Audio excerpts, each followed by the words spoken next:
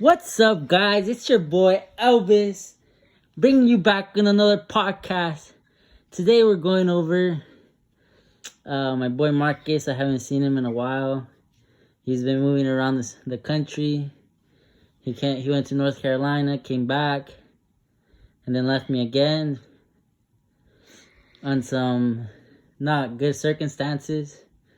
And I just wanted to call him and let him know that I love him and this and that. I wanted to get back into the groove with him, you know. So, hey Marcus, Simon Bergen, how are you? I'm doing pretty good, bud. How you been? I've been good. How's your day today? How's school? It was pretty good. Classes are here and going. We're in crunch time of the semester with approximately 5 weeks left after accounting this week. I'm just trying to get my affairs in line. Trying to get school straightened up, taking care of myself, my fitness, getting ready for preparation in the spring. I'm currently a walk-on here at the University of North Carolina, Greensboro for the men's tennis team as a Division I player. I transferred from another Division I, so, you being a tennis player also, you understand the process, the amount of work and time it puts in. But, supporters like you and, certain people in my family always keep me going, man. So, it's always a pleasure getting to catch up with you whenever, man. But other than that, Chief, I'm doing pretty good, man. That's right. So where you at right now? What university you at? Let everyone know. Currently I am at the University of North Carolina at Greensboro, in Greensboro, North Carolina. Go Spartans. And why are you over there? Honestly, things fell apart last fall. As I graduated in the spring of 2018 from College of the Desert in Palm Desert, California. Went there straight after high school, graduated from 29 Palms, moved into the Valley when I was 17. Was there for a bit, playing college tennis. I was one of the higher recruits in California. I finished my sophomore season with approximately 31 offers, ranging from Division III NAIA D2 D1. I had committed to a Division I in California, Southern Cal, in the San Diego University of St. Catherine. Go Firebirds. They were a Division I in the time that I was there. I was there on a scholarship with excess grants. Therefore, I was fully covered in tuition and all. Didn't pay a single dime, received money back. Things didn't work out at the university, unfortunately. And, I had to bounce back. I lost a lot of things fell out of line. It was a very tough fall, very tough preseason. I started playing pro tennis right then and there. I actually playing men's pro open level for sectionals and national rankings. I didn't do too well, so after I burned out, retired for a bit, moved over here to North Carolina, close to my dad and stuff. Be with him for a change, and he just said, why not get back into it? He says, we have about 30 plus Division I universities out here. North Carolina is really good with the medical field and science field, as well as the sports and kines field, all of which all schools have exceptional programs. So he recommended the University of North Carolina, Greensboro. My institution is currently ranked number 3 in the nation for the kinesiology program. He advised that. He said, hey, they got some graduating seniors. Maybe you should go hit it up. Try to walk on, get you a good scholarship. And I said, why not? Came out for a practice. Coach said, go ahead and send in an application. We'll get you playing tournaments this summer and in the fall. And, when NCAA clears up your paperwork, let's see what we do in the spring. I was like, hey, all right, let's do it. So, that's what brought me out here, man. Very far away from Southern California. From home, I miss it every day, man. Yeah, I remember when I met you back my sophomore year in high school in other side of Hills, and you were a Wildcat. Yeah, man. Correction on that. I actually met you before your freshman year and before my junior year. Before my freshman year? When? Yeah, we actually met at a scrimmage. It was a kids' day over at the JW Marriott where the grass courts was, and there was a few other universities. I remember some Shadow Hills kids were in attendance, and you were there. But we had met briefly. We didn't quite talk much or get close until that season came around. Oh, I forgot about that. I completely forgot. Yeah, you can be rather forgetful sometimes. Yeah, big things out here in the Coachella Valley, big games. you know. Well, all right, Marcus, I'm gonna hit you up with a few questions because I want to get to know you better, know you at a deeper level, you know. Like, Yeah. I feel like it's been a while since we had like a good old talk. Like before, when you were here in the valley, when I used to pull up to your crib and be like, "What's up, Marcus? What you doing?" And you're like, "I'm at the crib," and I was like, "All right, bet I'm on my way." And then I'll pull up, and then we just play Mario Kart, chill out, go practice 2 or 3 times a day. Yeah, there was some good times, man. But can't do that no more because you left. That's alright, I'll be home soon enough. That's true. You're coming in what, like next month? This month. Oh yeah, over November already. Yeah, I'm gonna be flying to Phoenix and stuff, and you're more than welcome to come stay with me and some of my people from the Spanish side of my family, man. I'm gonna be there from the 23rd till December 1st, so I'm gonna be there for quite a while, man. Love to have you come stay out. You know, my mother just bought a house in Scottsdale, suburbs out in Phoenix. Very wealthy spot. You know, she got her little 5-bedroom, 4-bathroom house, you know, all that type of stuff. Really bougie, man. So, you know, it'd be nice to have you come out. That's right. Let's get it. I'm probably gonna pull up. I'm trying to convince Hinara on them. I already told them, and they're like, "Oh, I'm down," but they're just waiting on financial aid to drop. You know. Yeah, man. I mean, if you want to come stay with me, that'd be cool too. You know, I'm gonna be there for a while. You know, I can just talk to some family. You know, we most likely have a room open.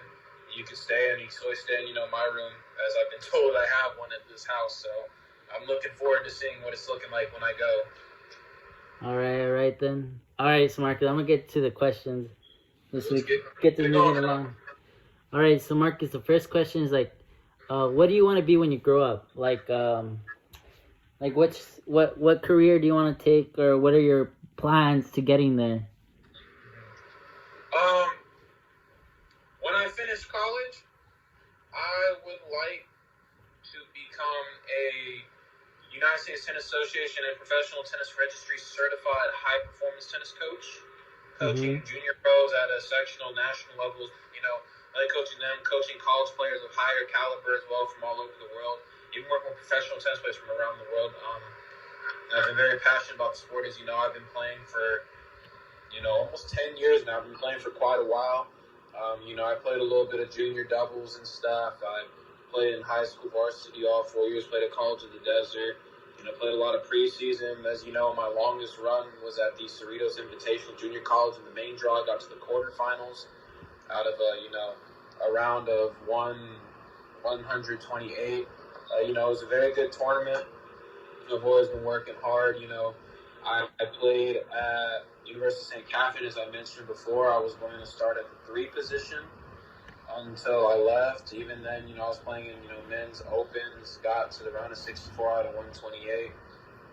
You know, I didn't have a very good run, as I said. Actually, correction, got to the round of 32. I had a bye in the first round, succeeded 2 rounds, fell to another pro player. And I play very high-level tennis. I've been around it, you know. I've trained with professional coaches, David Johnson, who is the product of Guy and Harry Fritz, your coach and my coach also. Yeah. Really good players. You know, I grew up around that. My very first coach inspired me to become a coach. Actually, specifically, I also want to go into mentorship too. You know, assist kids that came up from troubled past, you know, looking for a better future out. Even some players, you know, we have a very big stigma in the United States of, you know, trophy parents and trophy kids and stuff. You know, a lot of kids tend to sacrifice a lot of their childhood, a lot of their humanity at times, as it sounds a bit extreme, you know, dedication of time, you know, spending all this life and energy, you know, on a sport, you know, sometimes not truly experiencing certain things. And, you know, I want to be a high-performance coach, not only train these players, but also be a mentor to them and teach them about developing character, personality, you know, attributes to help them succeed in the long run, you know, even preparing them for life after tennis. Because, I mean, you and I both know certain injuries, especially, you know, injuries that I've sustained over the time being, you know, it's tough, man. You know, I got a partially damaged groin right now on the left side, partially torn left meniscus.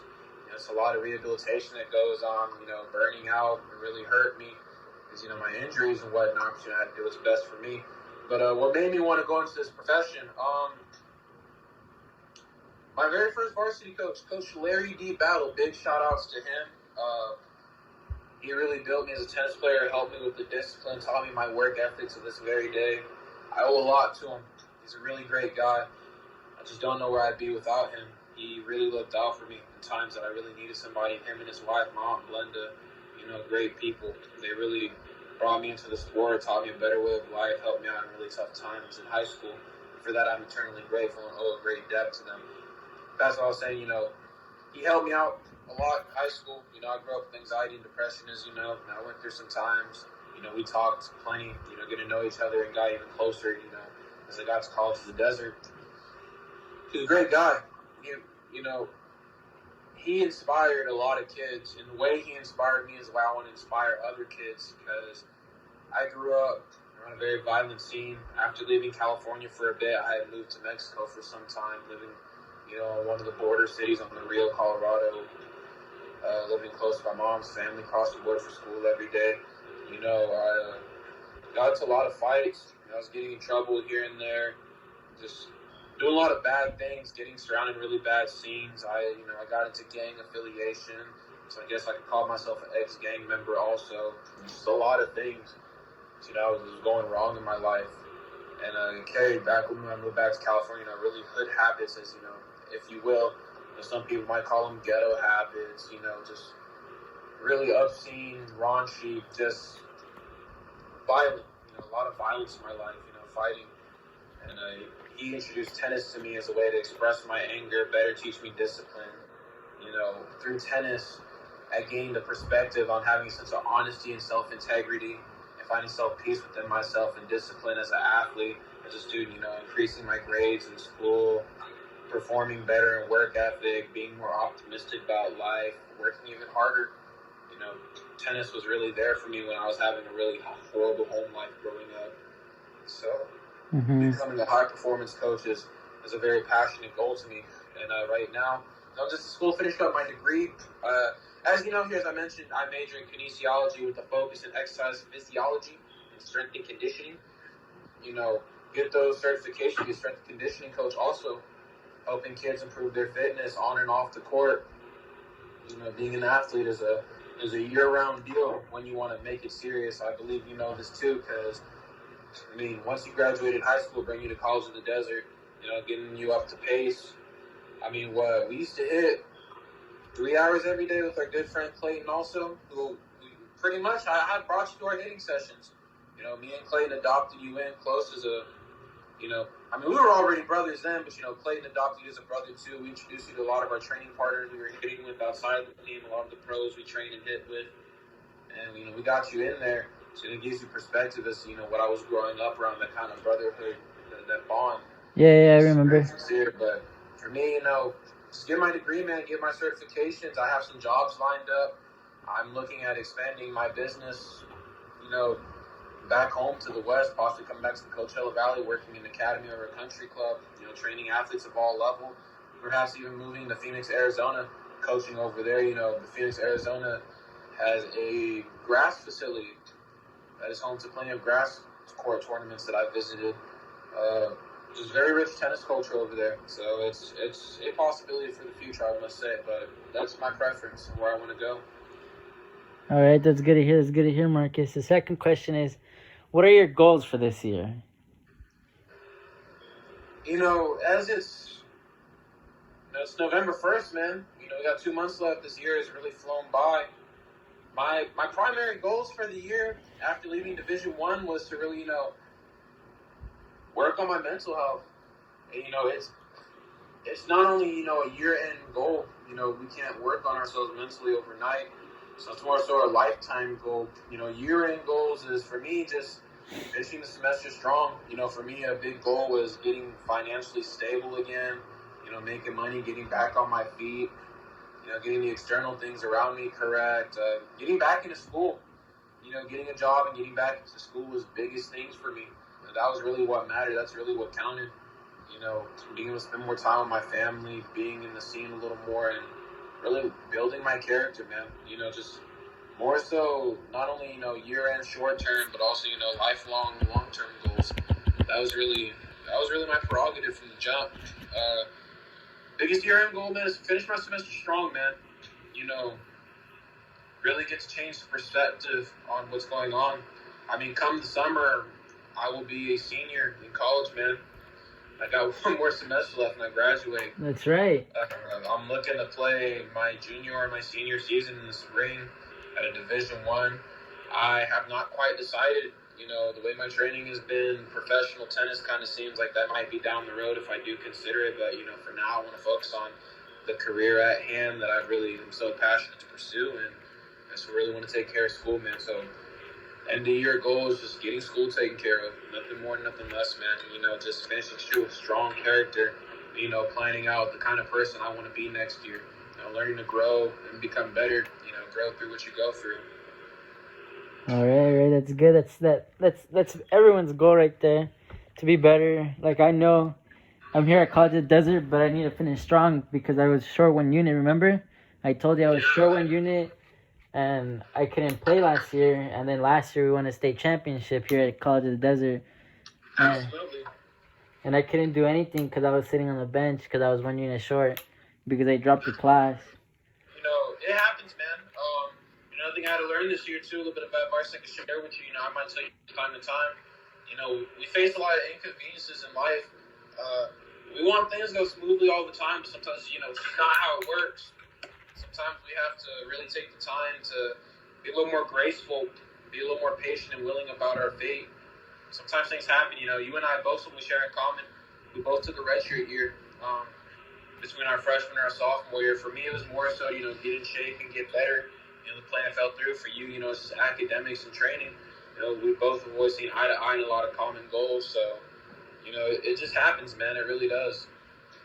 Yeah. Oh, well, we can't do anything about it now. Okay, so the next question is, what do you like best about yourself? What are your characteristics that you admire about yourself? Or like you find people saying like, oh, I want to be that guy. Besides your height. That's a funny one. But also, if I could be honest, you know, I love everything about myself, even some of the parts, you know, I really can't stand sometimes, you know. You know as well as I did, I grew up with anxiety and depression. You know, I went through a phase in my life where I was feeling very low on life, you know, just not necessarily nihilistic, but you know that, you know, I had no value in my own life, and I went through, you know, a point in time where it's just my tennis, you know, it just wasn't, you know, my faithful type of thing. I wasn't fully devoted to it. You know, I was getting into things like, you know, messing around with certain girls and experimenting with alcohol at a young age, you know, going through a lot of things. And, you know, I just went through a lot as, you know, a teenager. And it's just things that I wanted to work on later on in life, getting in junior college, living by myself, having a few health scares, really made me want to improve my own character, you know, who I truly was, appreciating everything about myself. You know, if there's one thing I can truly say I love about myself is my charisma. You know, I'm grateful that I guess I've been blessed with a gift to really talk to anybody. Coming here to North Carolina, even back home in the Valley, you know that I've been able to talk to any group of people or almost anyone, you know, get a good connection going, a good friendship. You know, I've always been outgoing with people, always been there. And you understand that I value friendship, you know, brotherhood and relationships and a sense of courtship and generosity with the people around me, because, you know, that I believe everybody needs a little bit of love. And, you know, as I've always told you, you know, I tell you, I love you every time we get off the phone.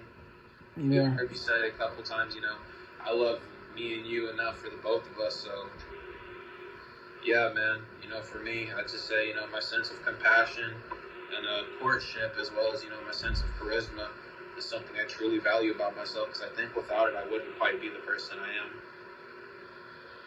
am. Okay, that's good. Oh, what's the happiest moment in your life, Marcus?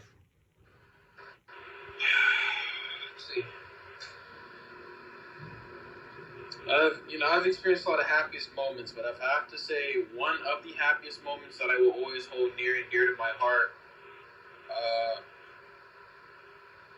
was my graduation day from College of the Desert.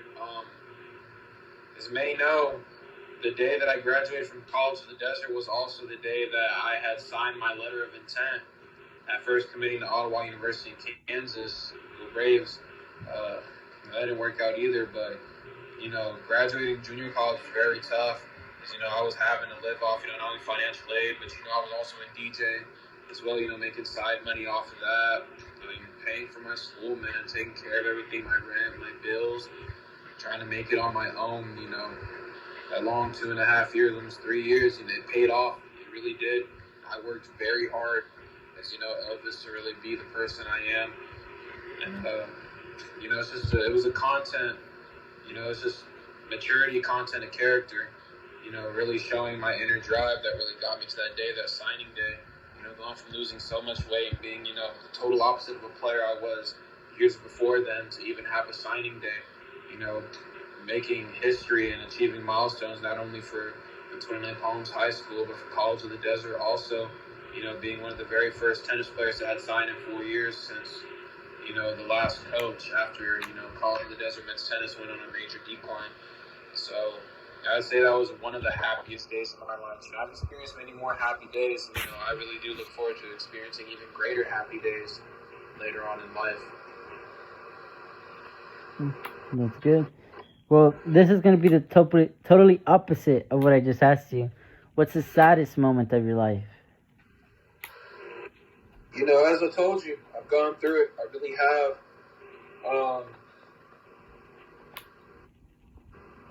Elaborate a little bit by saddest, It could just be like a quick like, oh, this happened, or like a relative that died, or things that like didn't plan out, like when you're in St. Catherine and stuff like that.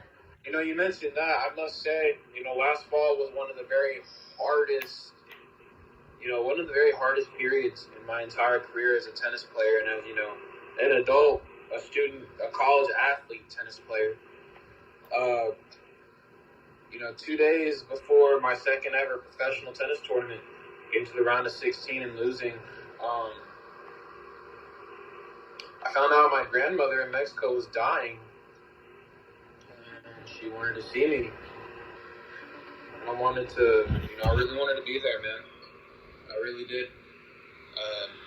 I was getting my affairs in order, getting whatever money I had left, make that travel out there, get out there and see her one last time. And she said she wanted to see me. And, doctor said there's a chance she could live. But, my mom was telling me, she said, my time's coming.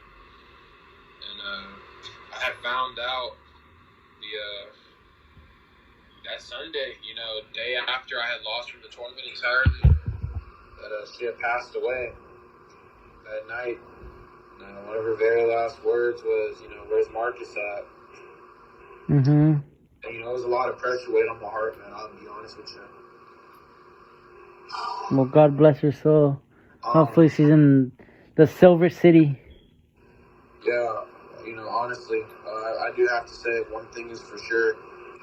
I had some regrets. The fall was a very tough time in my life. I battled homelessness and, money struggles and whatnot. And I wouldn't say I was broke, It's just prioritizing my money, man. Having been sold into, a contract and going to a school that, wasn't all it was hyped up to be, services, being lied to by not only the coach, but people on the team. I just went through so much, I bounced back from it all. And, was getting on my feet, it's just personal things, man, just kept knocking me down. And I think that was a very big event that, left me a little emotionally damaged, that had me burn out from tennis because, I decided after that tournament I was going to retire entirely. I was never going to play again. It hurt because, she was in the hospital and stuff. And, the mindset at the time, what do you do when you find out, you had a family member dying and they wanted to see you, Sometimes you don't take it seriously, sometimes you do it. And, I took it serious, but not as serious as I should have. That's my mindset at the time. I was thinking, hey, let's take care of this tournament. I'll be back in time, da-da-da. Just at the time, my mindset was that I had prioritized tennis over, family and love. And, I was so tired of tennis right then and there. Even long before then, as end of junior college, I was burning out just a little bit. You know, I went through a period where I was getting better, but I improved, man. I really did, and it happened, and it was definitely one of the saddest times in my life. Absolutely, one of the saddest days, I must say. A very pivotal time in my life, and I had lost somebody who meant the world to me. Yeah, Marcus, I feel you on that one. The next question is, who is your favorite relative and why?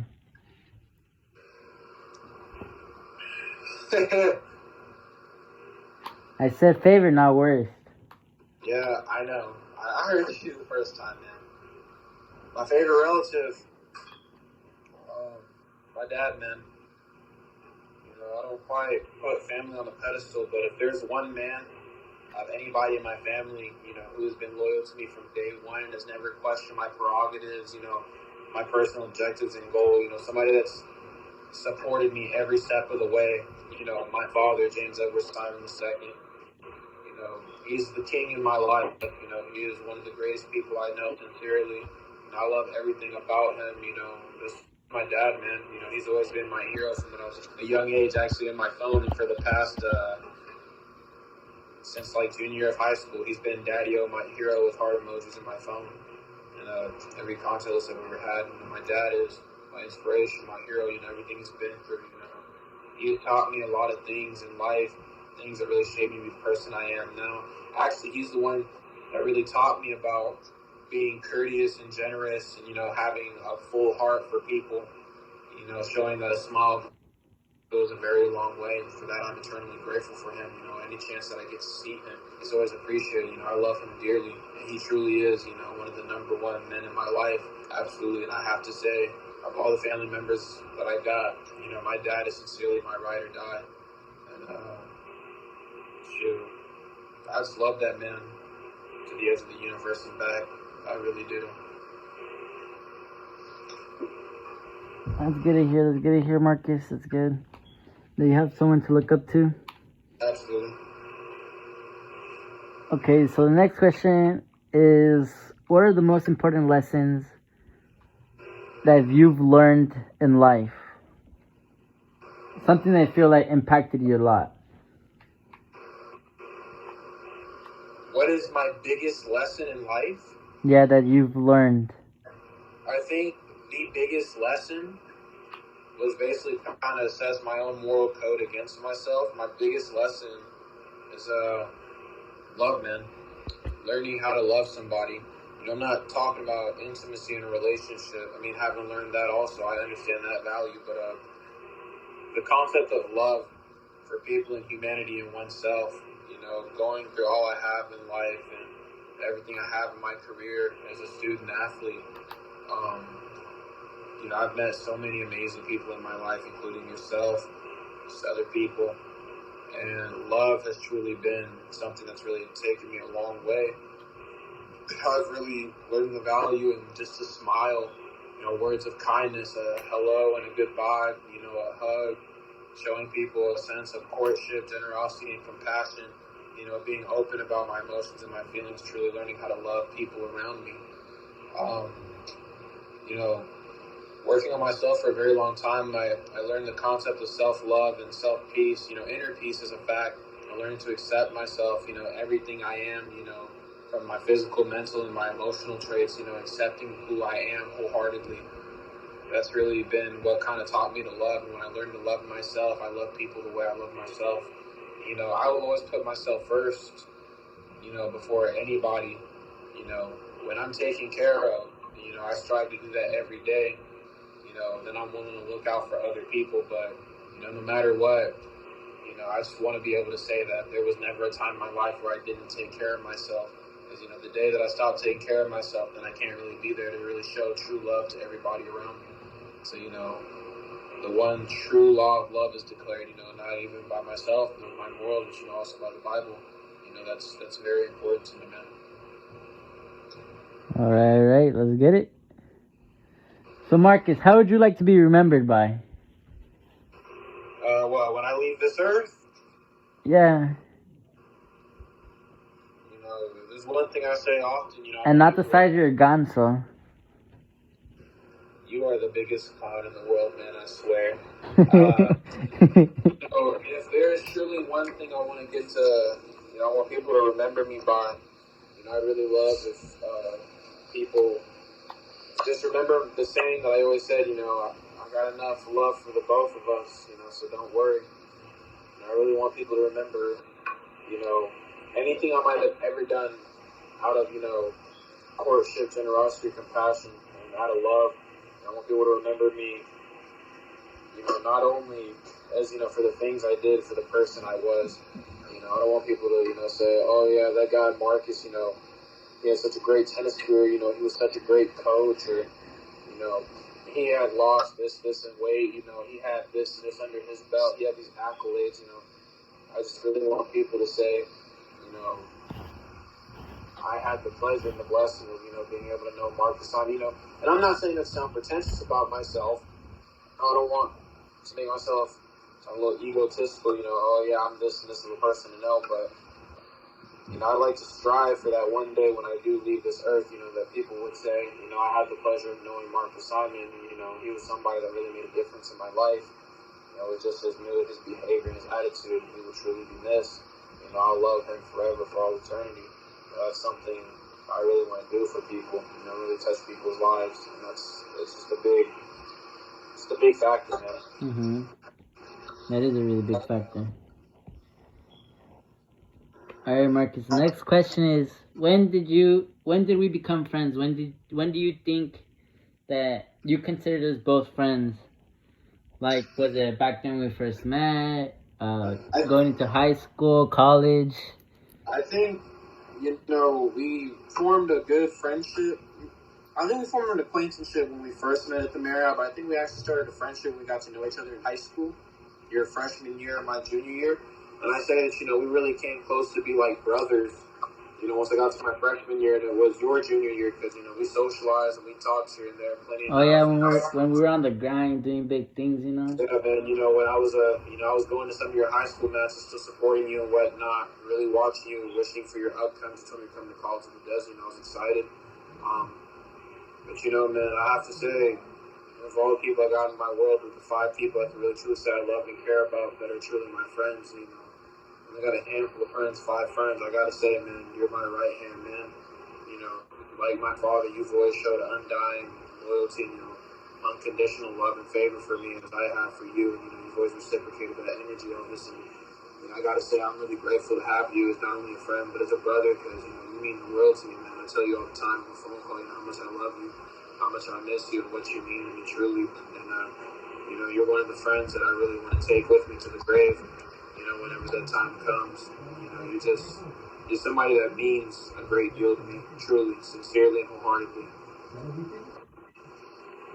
Oh, okay. So the next question is: do you see us as friends in the future still? Elvis, I'll tell you what, man. We're gonna be brothers till. We're gonna be brothers until the kingdom of heaven fall down from the sky at the end of eternity. That's a good answer. Yeah, man. Alright, so this question is more like try answering like more like a story. So what was your favorite moment being here in the valley? Wow. You want one favorite moment? Because you know me, man.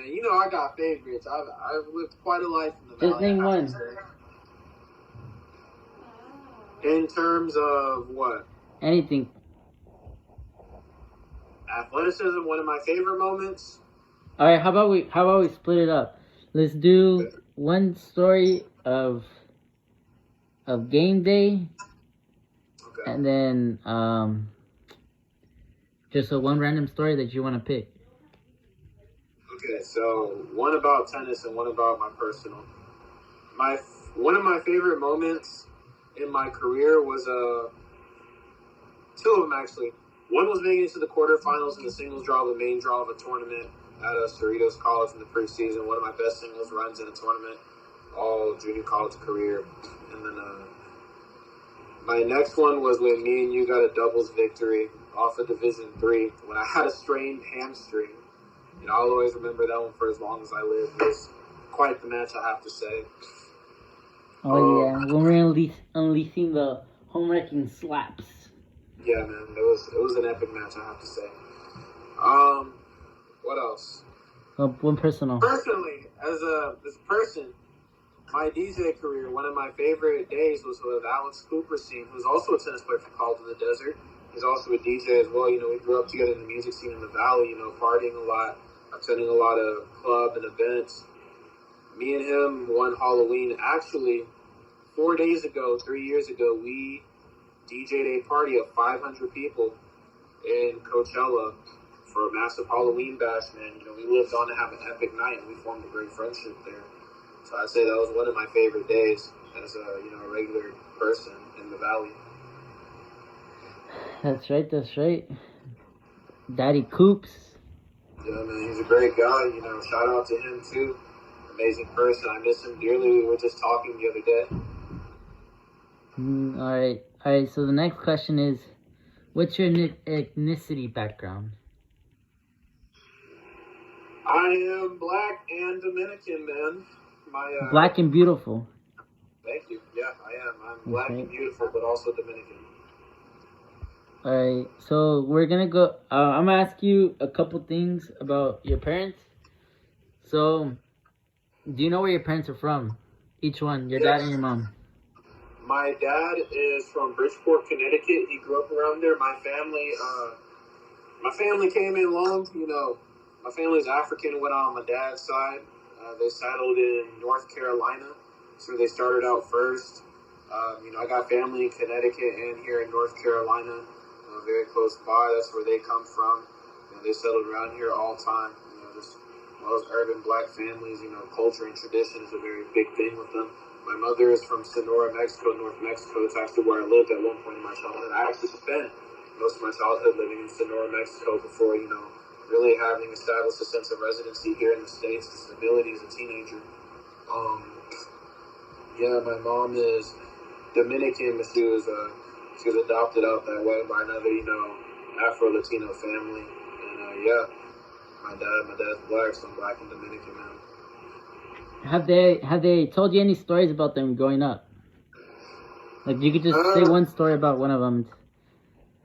Yeah, my dad was an all-star athlete. On my dad's side, I come from a long line of athletes and stuff that have also played Division I athletics.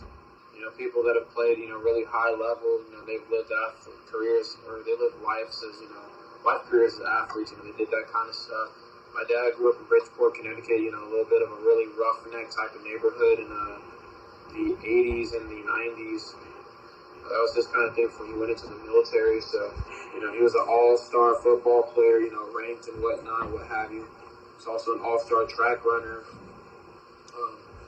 all-American athlete. That was my dad. He grew up in the athlete lifestyle, kind of relevant to what I do now, just, in track and football. My mother grew up in the Sonoran Desert in Mexico. Lived with that family for a very long time. Mexico is still classified as a third world country. This was pre-war. This was at a time when, Mexico was kind of adopting the cocaine scene, actually. This is when drugs was kind of becoming the influence around that time. So she lived around that kind of stuff. I'm not saying she partook in it. She was just one of those girls in school that kind of took care of her schoolwork and whatnot, really young age. After graduating and working for so long, her and my dad met, down the line, and that's just kind of how it came to be. All right. So you said earlier that you've been there, right? To where? You've been to where your parents live and stuff. Absolutely, yes, I have actually. So how is the experience there? I mean, for my dad, I guess that person been in Connecticut, but it's no different from where I'm at right now. They live in my dad, they lived in High Point for quite a bit. They grew up around that scene. My dad grew up in a common black community, very urban folk, really in tune with black culture and tradition. He grew up here in the South, whereas, my mother grew up in the North Mexican desert. Having been where my dad is really kind of got me in roots with, the black side of me, really learning about that side of the family, their sense of morality, their sense of tradition and culture. Something I've adopted in myself. Kind of building a code. But I've been to where my mom lives at. Actually, in fact, I'm seeing my mom here at the end of the month when you come around. That family from outside, but where they lived in Mexico. I actually lived in the same house that my mom lived in growing up. It's a third world country. They built their houses on their own when they came and settled. My abuela, they built their house a very long time ago. My grandfather, Valencio, he's 93, 94 about. He came in with the Spanish Navy. He came in as, one of the people that settled in Mexico. I met my grandmother at a very young age. And, they settled and built a house and, started a family there way long down the line. And ever since then, they've just been living life. They've been doing their thing. That's just what they're about. They live almost something similar to a farmer's lifestyle, traders, not necessarily a hunter-gatherer, They still kill animals and farm animals. They farm food. They do a lot of things. They still go to, regular grocery stores to get things. They live communary lifestyle, housed with electricity, heat and, AC, which they build, a lot of things. And having lived there have, taught me about the Hispanic side of me, but it's also taught me about being grateful for the values in life and the things we have. Because, just kind of living in a third world country for a while kind of teaches you perspective on life, being truly grateful for what you have. So, I've always been grateful about anything that comes my way now. All right, so Marcus, there's 2 more questions. What's going on, man? What was the most exciting set we've ever played? Details, please. Now, are we talking tennis again? You want to know the most exciting set that you've ever played? Yeah, because the last one's is a good one. I have to say, in my opinion, I think our last time that we faced off at the Palm Valley Country Club in Palm Desert was probably my favorite match. I remember I had EQ 6-4, 6-0, but she really put me on the ropes that day. I was coming back in, ready for Division I tennis, and I was laying down the beat down on a lot of people, while I was home for a while. That whole, 2 weeks span, I was beating everybody left and right and telling me about it. You were, impressed. But, you posed a challenge to me to that day. Absolutely. You were up, man. You were up. You were dangerously up. I have to say, I knew you were going to finish off because, I myself had a slow start, but I started picking up. And even when I was, you didn't hold off, man. You were giving me a challenge. Absolutely. And it was definitely one of my more favorable matches in what I remember. Even after we played doubles against Alex Cooperstein, as I mentioned earlier, and our good friend Brendan, who also played Calls of the Desert. We had a very intense doubles match. And I think that has to be one of my most favorite sets between us. Absolutely. All right. So the last question for tonight is, what are you going to do when you take that L in this set when I go over there? I'll tell you what, man. Hey, I'm not going to say never because, one of these days you're going to have to beat me. I don't know when that'll be, but I'm sorry to tell you, buddy. It might not be anytime soon. Nah. You're going to catch this big O. Nah, man. And we're calling it a done deal. Nah, you almost lost that one time, but you passed out on me. Yeah, but, you could call that a default victory, but it'll never be a true victory. But however, man, the day you close out 2 sets against me, hey, it happens, man. I don't know when it'll happen, but maybe never. You never know, man. No, it's gonna happen. Nah, man. Sooner or later, it's gonna happen. I'll tell you what. Well, later on, when I come back to the West, later on this month, you come stay with me for a week. I'll tell you what. Hey, we'll play one every day. All right, bet. All right, Marcus. So it's good catching up with you. I'm over here gonna sign off. Gotta go celebrate with some yummy food. And then what else? It was nice talking to you, but I'll continue talking to you on PS4 when we're playing Monster Hunter. Absolutely, and I'll be on here shortly, man. So I'm looking forward to getting that and spending some time with you. Alright, Marcus, see you later. Absolutely, man. I love you always, man. I'll see you shortly. Love you too, bye. Bye. there you have it, boys. That was my boy Marcus Simon.